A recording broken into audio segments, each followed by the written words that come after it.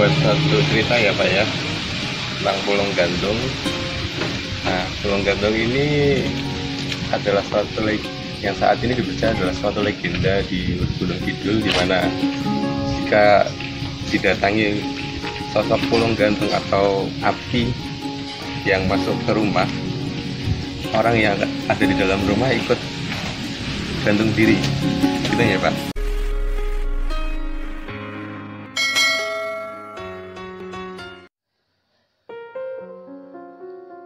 Assalamualaikum warahmatullahi wabarakatuh.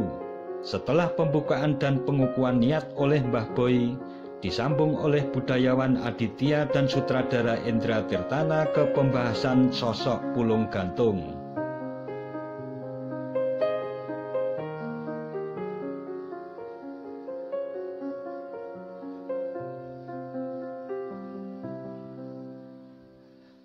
Membuat satu cerita ya Pak ya, tentang Pulung Gantung. Nah, Pulung Gantung ini adalah yang saat ini dipercaya adalah suatu legenda di Gunung Kidul, di mana jika didatangi sosok Pulung Gantung atau api yang masuk ke rumah, orang yang ada di dalam rumah ikut gantung diri, gitu ya Pak. Mungkin lebih anunya Pak Indra dulu ceritanya. Oke. Nah, setelah kita coba untuk mempelajari lebih lanjut, ada suatu referensi baru yang mungkin baru kita dapat belakangan ini, yang bercerita tentang siapa itu Pulung Gantung. Jadi Pulung Gantung ini adalah sosok tokoh yang belum diketahui, karena pada masa zaman dulu cerita ini masih dirahasiakan ya, hingga sosok Pulung Gantung ini tidak diketahui siapa beliau. Nah, tapi berdasarkan sumber yang kita terima, ada di dalam salah satu katalonya naskahnya Romo Manu yang bercerita tentang Babat Giring. Di situ menjelaskan bahwa Pulung Gantung ini memiliki sosok yang disebut Nyai Ageng Giring. Dia yang selama ini menjadi Pulung Gantung itu, dengan alasan beliau punya hutang yang harus dibayarkan, sehingga beliau mempersembahkan persembahan yang berupa kapalika tantra, yaitu kepala, yang makanya sering disebut dengan Pulung Gantung. Nah, ini Pak Indra akan mencoba untuk membeberkan masalah Pulung Gantung secara lebih lengkapnya lagi. Monggo Pak Indra. Selamat pagi Bapak Ibu, salam budaya Rahayu. Yang pertama, kita semua mengucapkan syukur kehadirat Tuhan Yang Maha Kuasa, karena hari ini kita berkumpul di sini bukan tanpa maksud. Hari ini kita memperingati ulang tahun Romo Manu. Kita berharap dalam hati masing-masing kita unjukkan doa ke hadirat Tuhan, semoga Romo Manu bisa selalu sehat, selalu bisa memberikan ajaran-ajaran, bisa memberikan teladan, sehat walafiat, sehingga dharmanya bisa dinikmati oleh banyak orang. Amin. Kalau soal Pulung Gantung, sebetulnya saya teringat seperti dawuhnya Romo sendiri, bahwa tidak ada yang sifatnya kebetulan. Jadi dilalah itu adalah satu kata, tapi sebetulnya semua sudah berkenan dari Tuhan sendiri. Kenapa kok kita ada di sini? Saya menggunakan ini yang memang tidak lazim, sungguh pun ini sebetulnya budaya kita. Saya juga baru merasakan kemarin betapa mengenakan ini itu banyak aturannya.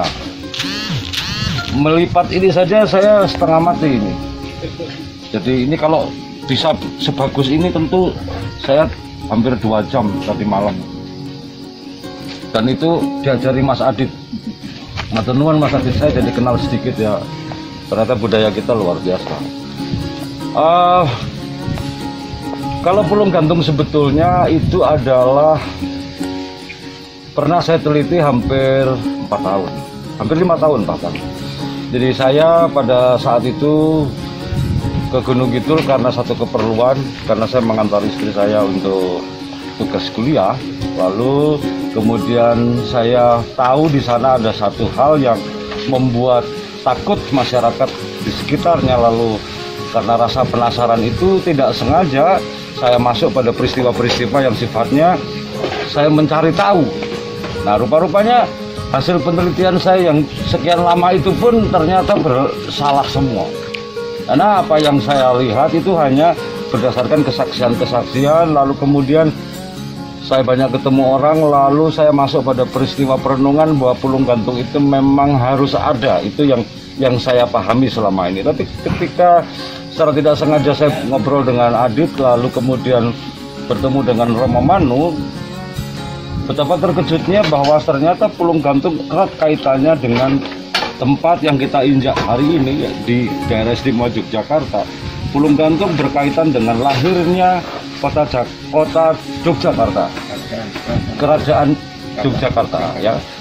Jadi ternyata skenario yang pernah saya susun itu juga salah semua. Tadi Mas Adit dikatakan di depan ada kaitannya dengan Nyi Ageng Giring. Lalu kami kemarin juga nyekar ke beliau di sana, dan menurut Romo Manu kami dikasihi oleh beliau, lalu seperti ada satu kata bahwa kami diizinkan untuk membeberkan kebenaran yang sesungguhnya agar peradaban kita berlanjut dengan baik. Dawuhnya Romo Manu semacam itu. Jadi kebetulan saya ketemu dengan Mas Boy. Mas Boy itu senior saya di Institut Kesenian Jakarta dulu. Saya ketemu beliau lama dan saya tidak tahu beliau ada di sini, bahkan punya rumah di sini. Jadi kemudian kita langsung kontak. Saya sendiri bersama teman-teman yang namanya adalah Laboratorium Sinema, ada Ardi yang memimpin itu. Tapi dia sudah titip pesan, Pak, saya jangan disuruh ngomong, saya lebih baik suruh motret, karena potret saya bisa dipertanggungjawabkan, tapi kalau omongan saya belum tentu. Jadi dia titip saya, sungguh pun dia yang memimpin Lab Sinema, tapi dia menitipkan pesan bahwa kami punya niat untuk seperti yang Romo Manu sampaikan, bahwa perlu ada, bukan pelurusan sejarah, tapi perlu ada perubahan supaya peradaban ini langgeng gitu ya Romo. Jadi supaya ini dikenal orang, supaya orang tahu bahwa ada banyak hal yang memang kita harus tahu. Kemarin cerita soal Merapi yang hari ini ya barangkali sudah diambang untuk mengeluarkan lahar, mau erupsi dan seterusnya. Lalu dari peristiwa Merapi ditarik kemudian ke Pulung Gantung, lalu ke kearifan lokal. Menurut saya ini hal yang luar biasa. Betapa kita dikaruniai oleh Tuhan Yang Maha Kuasa banyak hal yang sebetulnya alam itu adalah bisa menjawab apa yang menjadi kebutuhan kita. Tapi di satu sisi kita harus waspada karena memang tanda-tanda alam itu merujuk pada sikap laku kita sebagai manusia. Dan menjadi manusia Jawa itu menurut saya luar biasa. Ini yang paling penting. Kemudian nanti dalam film itu akan banyak transport. Jadi kalau dari saya gitu. Tapi dalam kesempatan ini secara resmi kami dari Lab Sinema tadi rasan-rasan saya meminta Mas Boy untuk menjadi penasehat karena kami ingin dinasehati. Berbeda dengan ada satu institusi yang memang meminta Mas Boy menjadi penasehat tapi ngeyel, jadi tidak Mas Boy tidak berkenan. Nah dengan ini saya atas nama teman-teman memohon Mas Boy untuk bisa bergabung di Lab Sinema sebagai teman, sebagai senior, sebagai kakak yang memang bisa menuntun. Pasti tentu juga ada Romo Manu di sana yang bisa menjadikan kita narasumber. Saya pikir itu untuk Prakata yang bisa menegaskan peristiwa ini. Sekali lagi atas nama semua teman yang hadir di sini Romo, kami menghaturkan Sugeng Ambal Warso. Mudah-mudahan Romo selalu sehat, bahagia, sejahtera dalam limpahan berkat Allah. Atur nuwun Mas Boy, kembalikan kepada Pranoto acara monggo. Demikian penjabaran tentang Pulung Gantung dan simak uraian tentang bunga Asoka dari Romo KRT Manujayatmaja pada episode selanjutnya. Sekian dan wassalamualaikum warahmatullahi wabarakatuh.